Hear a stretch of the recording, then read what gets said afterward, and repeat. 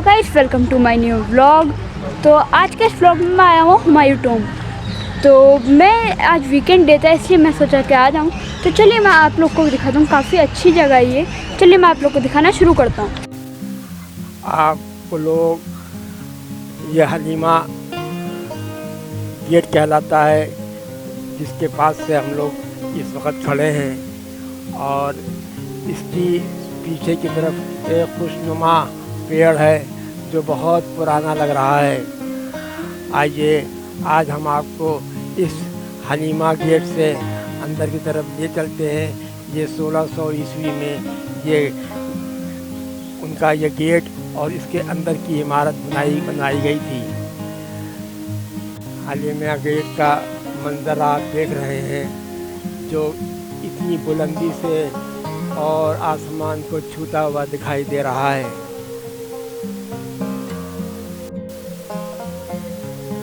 Halima gate से आगे बढ़ते हुए अब हम लोग मेन गेट की तरफ चल रहे हैं, जिसकी भव्यता और जिसकी ऐतिहासिकता आपके सामने है। ये तारीख़ी इमारत 1565 ईस्वी में बनवाई गई थी हुमायूं द्वारा।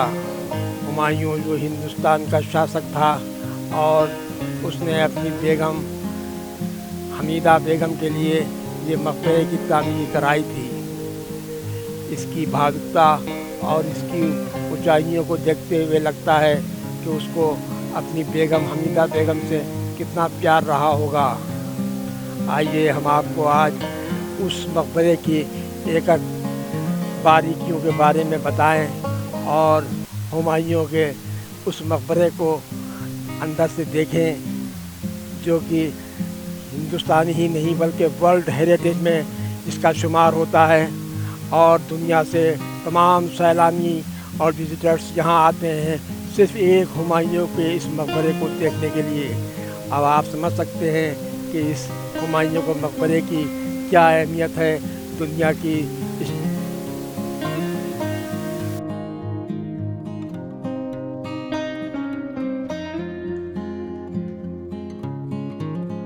हम आपको हुमायूं टॉम्ब के अंदर के उस इलाके की तरफ ले चल रहे हैं जो शांत और आनंद का स्थल कहलाता है। इसको visual history of Humayun tomb भी कहते हैं। और इसकी जो पूरा हुमायूं टॉम्ब है उसका पूरा एक नक्शा यहाँ पर बनाया गया है। हालांकि यहाँ पर लाइट ज़्यादा कम है, डिम है, हो सकता है आप लोगों को देखने में थोड़ी सी परेशानी हो, लेकिन ये सोच के देखिए कि ये इस हुमायूं टॉम्ब को जब बनवाया गया होगा तो उस वक्त उन लोगों के दिलों में क्या जज्बात होंगे, क्या मंशा होगा और क्या उस वक्त के हालात होंगे। ये उसी हुमायूं टॉम्ब के एक कार्नर पर ये एक हज़रत निज़ामुद्दीन दरगाह की एक फ़ोटो है, जिसके ऊपर लिखा है अगर फरदौस बर्रुए ज़मीअस्त हमीअस्त हमीअस्त हमीअस्त। इसका क्या मतलब हुआ? निज़ामुद्दीन औलिया का यह मज़ार दुनिया के लिए जन्नत है, जन्नत है, जन्नत है।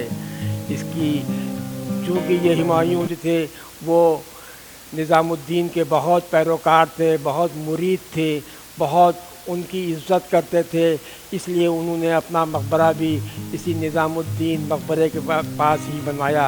ये उनकी दरगाह हिंदुस्तान ही नहीं बल्कि आलम दुनिया में एक नाम रखती है और दूर दूर से लोग इस दरगाह में अपनी मन्नतें मांगने आते हैं और अपनी दुआएं लेके जाते हैं। आइए हम निज़ामुद्दीन औलिया के बारे में कुछ आपको बताएं। ये वो शख्सियत थी जिसने अपना दिल दिल्ली वालों को दे दिया और दिल्ली का हर मर्द औरत बच्चे सब उसके आगे सर नगू होते थे, सर झुकाते थे और उससे अपनी मन्नतें मांगते थे। और वो सबको खुले दिल से बेलौस किसी बात की लालच के बगैर वो उनको सब कुछ अदा करता था खुदा की रहमत से।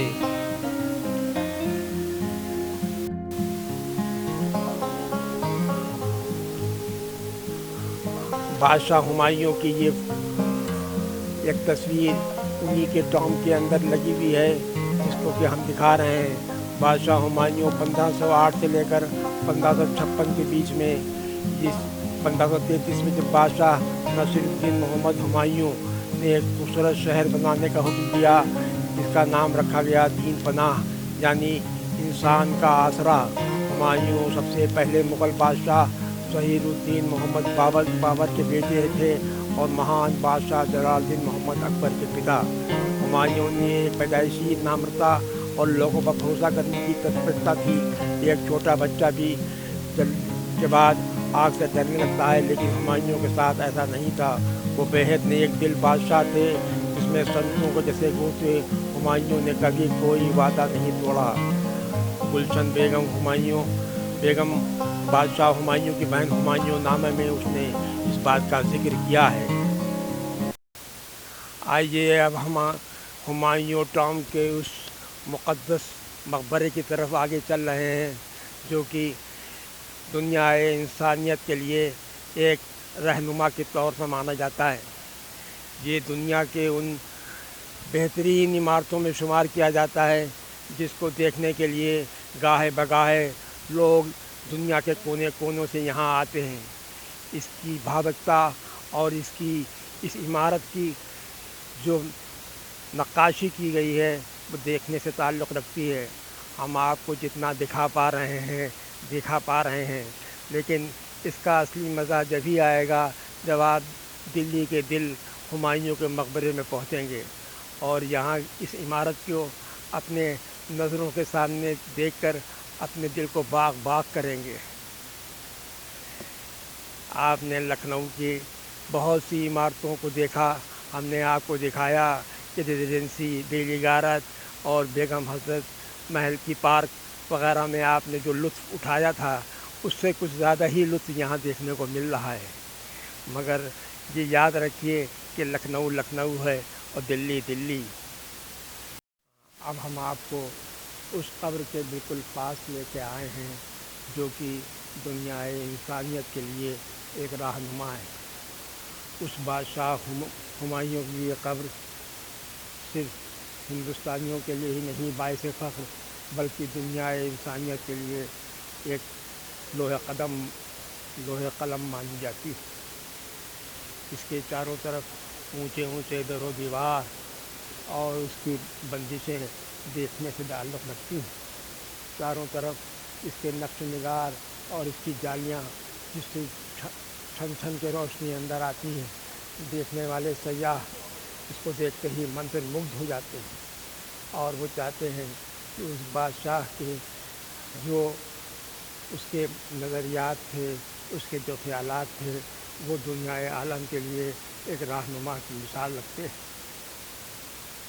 सबसे पहले इस नक्शे की तामीर के लिए हुमायूं के सामने पेश किया, जिसको उसने मान के उसको अप्रूव करके तो उस नक्शे को के हिसाब से इसका रंग बुनियाद डाली।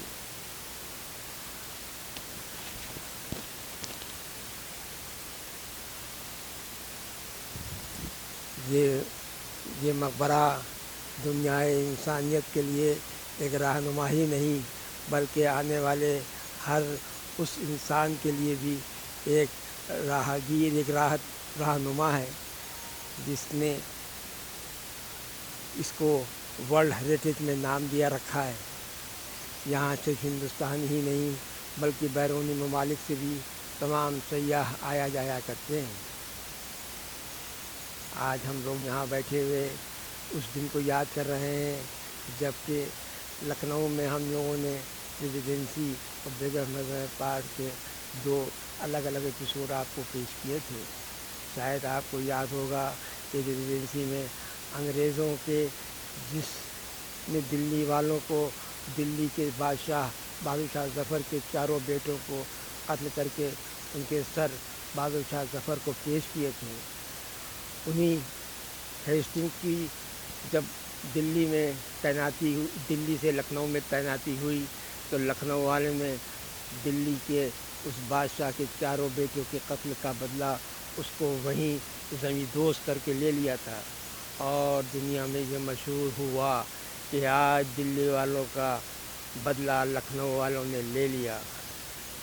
मैं ये नहीं कहता کہ لکھنؤ دلی سے اچھا ہے، دلی دلی ہے، دلی دل ہے، لکھنؤ لکھنؤ ہے، لکھنوی لکھنوی ہے. یہاں کی تہذیب اور وہاں کی تہذیب میں فرق ہے. یہاں تھوڑی کھڑی بولی بولی جاتی ہے. امید ہے آپ کو یہ ولاگ اچھا لگا ہوگا. اور ہاں میں آپ کو یہ تو بتانا تو بھول ہی گیا، جو میرے نانو ہیں وہ آج کل دہلی آئے ہوئے ہیں، تو اس لیے میں نے اپنے نانو سے کہا کہ ہم نے لکھنؤ کی تو ہسٹوریکل پلیسز کور کر لی ہیں، اب چلیے دہلی کی کرتے ہیں. تو انہوں نے بتایا جو ہمایوں ٹوم ہے وہ ورلڈ ہیریٹیج میں آتا ہے، تو ہم نے سوچا سب سے پہلے یہیں آتے ہیں. تو آپ لوگ کمنٹس میں بتائیے گا آپ لوگ کو کیسا لگا. یہاں پہ اتنی گرمی ہو رہی ہے اور یہاں پہ کوئی کھانے پینے کا انتظام بھی نہیں ہے، مجھے اتنی پیاس لگ رہی ہے.